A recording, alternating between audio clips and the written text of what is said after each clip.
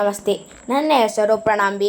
ನಾನು ವಿವೇಕಾನಂದ ಆಂಗ್ಲ ಮಾಧ್ಯಮ ಶಾಲೆ, ತಿಂಕಿಲ, ಪುತ್ತೂರು ಇಲ್ಲಿ 8ನೇ ತರಗತಿಯಲ್ಲಿ ವ್ಯಾಸಂಗ ಮಾಡುತ್ತಿದ್ದೇನೆ.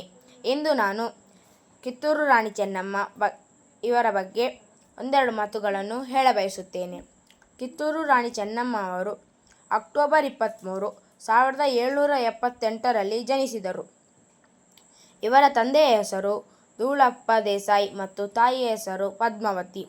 ಇವರು ಚಿಕ್ಕ ವಯಸ್ಸಿನಲ್ಲಿ ತಂದೆಯೊಡನೆ ಕಾಡಿಗೆ ಬೇಟೆಗೆ ಹೋಗುತ್ತಿದ್ದರು. ಇವರು ಕತ್ತಿವರಸೆ, ಕುದುರೆ ಸವಾರಿ ಮತ್ತು ಬಿಲ್ವಿದ್ಯೆಯಲ್ಲಿ ಕರಗತವಾಗಿದ್ದರು. ತನ್ನ ಗಂಡ ಮಲ್ಲಸರ್ಜನ ಮರಣದ ನಂತರ ಕಿತ್ತೂರು ರಾಜ್ಯದ ರಾಣಿಯಾದಳು. ಕಿತ್ತೂರು ಮತ್ತು ಬ್ರಿಟಿಷರ ವಿರುದ್ಧ ಹೋರಾಡಿದ ಪ್ರಥಮ ಮಹಿಳೆ ಈಕೆ. ಬ್ರಿಟಿಷರ ವಿರುದ್ಧ ಹೋರಾಡಲು ತನ್ನ ಜೀವವನ್ನೇ ಪಣಕ್ಕಿಟ್ಟಳು. ಆದರೆ ತನ್ನವರ ಮೋಸದಾಟಕ್ಕೆ ಬ್ರಿಟಿಷರ ಸೆರೆ ಸಿಕ್ಕಿ 1829 ಫೆಬ್ರವರಿ 2ರಂದು ನಿಧನರಾದರು. ಧನ್ಯವಾದಗಳು.